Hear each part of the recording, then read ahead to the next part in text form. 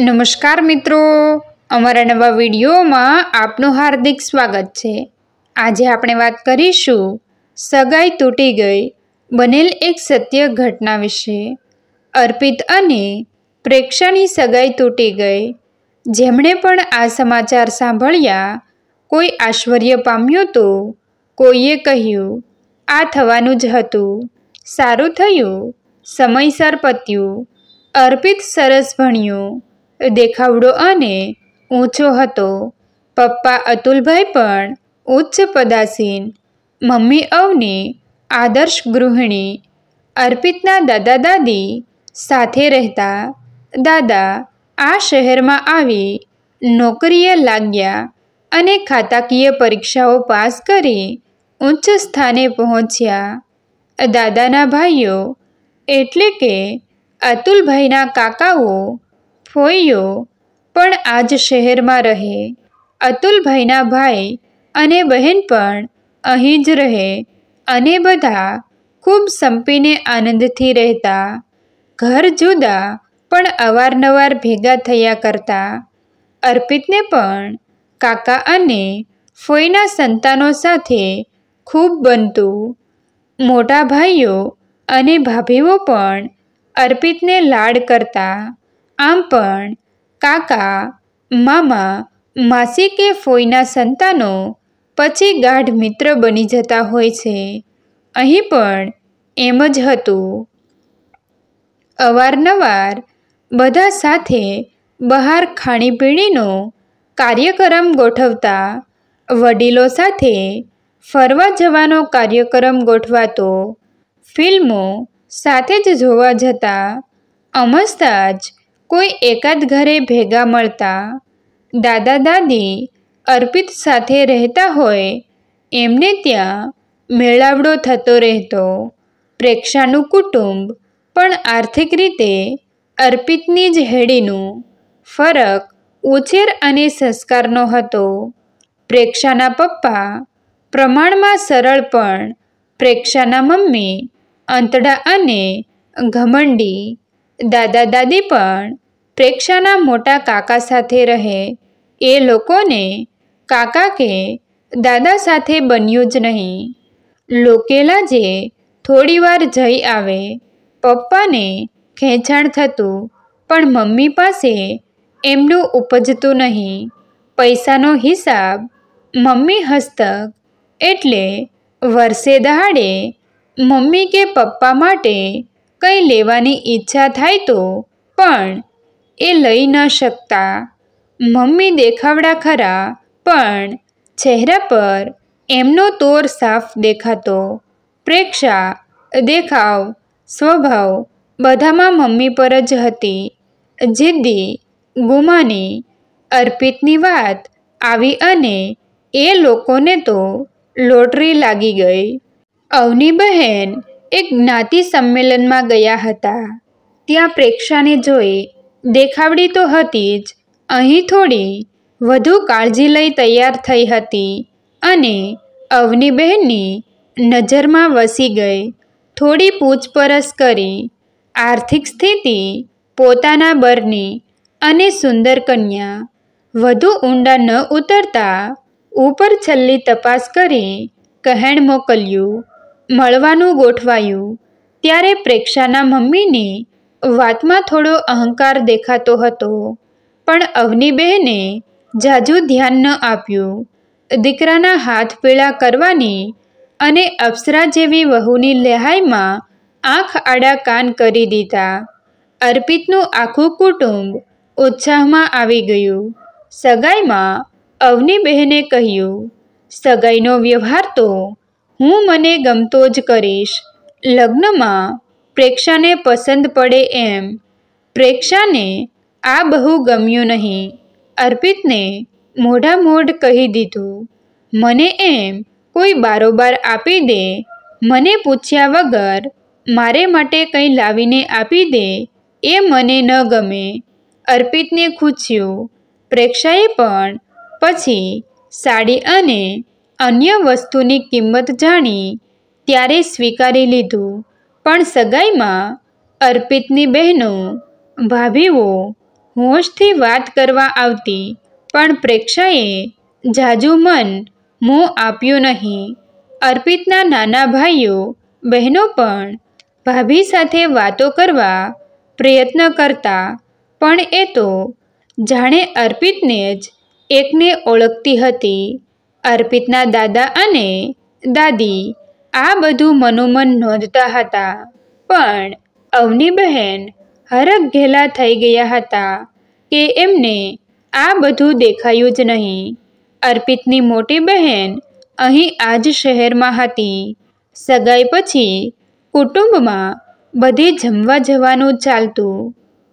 પ્રેક્ષાને બહુ ગમતું નહીં. દરેક જગ્યાએ ભાભીઓ અને બહેનો રસોડું, ડાઇનિંગ ટેબલના કામમાં વ્યસ્ત રહે અને પ્રેક્ષા અર્પિતની બાજુમાં જ બેઠી રહે. અર્પિતની બહેનને ત્યાં ખાલી અર્પિત પ્રેક્ષાને જ જમવા કહ્યું. પ્રેક્ષાએ ઝાઝી વાતચીત ન કરી, પણ જમતા જમતા અર્પિત એક વાનગીના વખાણ કરીને જમતો હતો. એ પણ ન ગમતું.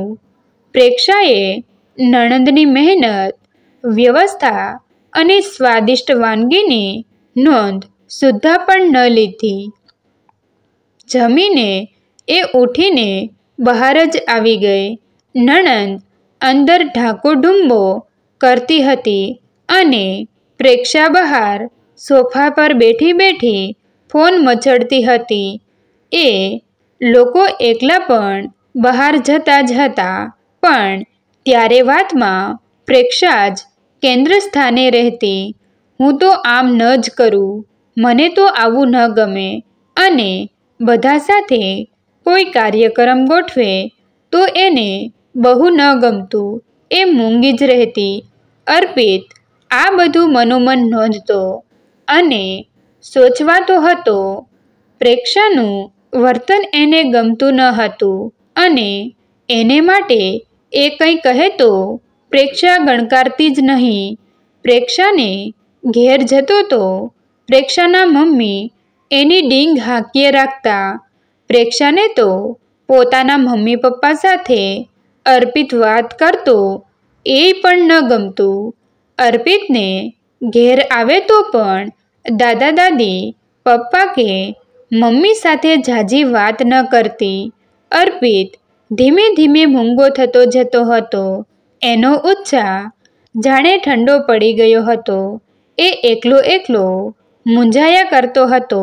દાદા દાદીએ પાસે બેસાડી સહાનુભૂતિથી કોઈ તકલીફ હોય તો જણાવવા કહ્યું, પણ કંઈ નથી કહી દાદીના ગાલ થપથપાવી ઊભો થઈ ગયો. રવિવારની રજા હતી. પ્રેક્ષાના પપ્પાએ અર્પિતને ખરીદી માટે આવવા જણાવ્યું. અર્પિતે દુકાનનું નામ પૂછી ત્યાં જ સીધો આવશે એમ જણાવ્યું. અર્પિત મોટરસાઇકલ પર એના કાકાના દીકરા સાથે આવ્યો. પ્રેક્ષા અને એના મમ્મી પપ્પા બહાર જ મળી ગયા. અર્પિતને ભાઈ સાથે આવેલો જોઈ પ્રેક્ષાનું મોઢું ચઢી ગયું. કેમ છો ભાભી કહીને અર્પિતનો ભાઈ પ્રેક્ષા પાસે આવ્યો. મજામાં મજામાં કહીને પ્રેક્ષા અર્પિત તરફ ફરી શું બાઇક લઈને આવી ગયો, ગાડી ન લવાય? અને એના ભાઈની સામે પણ જોયા વગર અંદર જતી રહી. પ્રેક્ષાના પપ્પાએ વાત વાળી લીધી. બંને ભાઈઓને પ્રેમથી આવો આવો કહી અંદર લઈ ગયા. બંનેના માતા પિતા, દાદા દાદીના ખબર અંતર પૂછ્યા. અર્પિત માટેના કપડાની ખરીદી શરૂ થઈ. સતત પ્રેક્ષાના સલાહ સૂચન ચાલુ જ રહ્યા. અર્પિતનો ભાઈ કંઈ બોલે તો જાણે સાંભળ્યું જ નથી કરીને એ ચલાવીએ રાખતી હતી. 2 કલાક ચાલ્યું. પછી પ્રેક્ષાના પપ્પાએ પૂછ્યું, તમે બેય ભાઈઓ અહીં છો અને જો હજી સમય કાઢી શકો તો તમારા પપ્પા, દાદા અને કાકા વગેરે કુટુંબ માટે પણ કપડાં પસંદ કરી લઈએ. અર્પિત કે એનો ભાઈ કંઈ બોલે એ પહેલાં તો પ્રેક્ષા બહુ જ ઉદ્ધતાઈથી બોલી, પપ્પા બીજા ત્રીજાનું પછી તમારી ફુરસદે રાખજો. આજે થોડું મારું પણ જોઈ લઈએ. અને એ અર્પિત તરફ વળી, પણ અર્પિતની ધીરજ હવે ખૂટી હતી. પોતાના ભાઈનું અપમાન જેમ તેમ સહી ગયો, પણ પોતાના પપ્પા અને દાદા માટે બીજા ત્રીજા શબ્દ પ્રયોગ સાંભળી ઉકળી ઉઠ્યો. એ સફાળો ઊભો જ થઈ ગયો. પસંદ કરેલા કપડાં સેલ્સમેનને કહી દીધું, હમણાં બધું રહેવા જ દેજો, પછી ફરી આવીશ ત્યારે વાત કહીને બહાર નીકળી ગયો. પ્રેક્ષા સમજી કે એ પોતાની સાથે જવા ઊભો થયો છે, પણ અર્પિતે એને કહી દીધું, હું હમણાં ઘેર જાઉં છું. પણ એ જે રીતે ઊભો થયો, જે ઝડપથી ચાલીને દરવાજા તરફ ગયો, સેલ્સમેનને સૂચના આપી. પ્રેક્ષાના પપ્પાને ફાળ તો પડી જ. ભાઈ સમજી ગયો જ, પ્રેક્ષાના દિવસો ભરાઈ ચૂક્યા છે. ભાઈએ સમજદારીથી બાઇક પોતે ચલાવશે એમ કહી ચાવી માંગી લીધી. ઘેર બધા રાહ જ જોતા હતા. પપ્પા, હું સગાઈ ફોક કરું છું, તમે ફોન કરશો કે હું જ કહી દઉં? અવનીબહેને આ શું બોલે છે કહીને પાસે આવ્યા. અવનીબહેને એમના જ પિયરમાંથી કોઈએ કહ્યું હતું, અલી, સગાઈ પહેલાં અમને પૂછવું તો હતું. તારા કુટુંબ માટે એ લાયક જ નથી. પણ અવનીબહેન અહીં પણ એમ જ કહેતા, એ તો અમને આટલું મોટું ઘર મળ્યું એટલે લોકો ઈર્ષાના માર્યા બોલે છે. પણ એમને ક્યાંક કાચું કપાયું હોય એવું લાગવા માંડ્યું હતું. છતાં અહીં હજી સંબંધ ટકી રહે એ માટે પ્રયત્ન કરવા જઈ રહ્યા હતા. ત્યાં સુધીમાં અર્પિતના ભાઈએ જે બન્યું હતું એ બધું જ અક્ષરશ જણાવી દીધું હતું. જો પ્રેક્ષા હજી ચોકરમત કહેવાય, એ તો આપણે ઘેર આવીને આપણા રીત રિવાજ શીખી જશે. આટલી ઉતાવળ ન કર, લોકો શું કહેશે? હવે દાદીથી ન રહેવાયું. અવની છેલ્લા 2-3 મહિનાથી અર્પિત સામે નથી જોતા. કેવો મૂંગો મંતર થઈ ગયો છે. સાવ આવો ઢીલો ક્યારેય જોયો છે? પ્રેક્ષાની વાત આવે છે ને એ ચડી ઉઠે છે. પ્રેક્ષા તો કાંઈ શીખશે કે નહીં કોને ખબર, પણ દીકરો ખોઈ બેસશો. અને ઊભા થઈ અર્પિત પાસે ગયા. અને અર્પિત જાણે કોઈ આધાર જ શોધતો હતો. દાદીને વળગીને રડી પડ્યો. અત્યાર સુધી પીધેલા અપમાન, આક્રોશ અને અહેવાલના ઘૂંટડા આંસુ બનીને વહી રહ્યા હતા. દાદા ઊભા થઈ ફોન પાસે ગયા. અર્પિતને સંબંધ આગળ વધારવાની ઈચ્છા નથી. નાના, અમને પ્રેક્ષા કે તમારી સામે કોઈ ફરિયાદ નથી, પણ શું છે કે ઉછેર ભેદ કે સંસ્કારનો ફરક આગળ ઉપર મોટો પ્રશ્ન બની જાય એના કરતાં હમણાં જ જો અલગ થઈ જાય તો સારું રહે. પ્રેક્ષાને પણ લાયક પાત્ર મળી જ જશે. અને દાદા દીકરો એમ બીજા સામે જોઈને મલકાયા.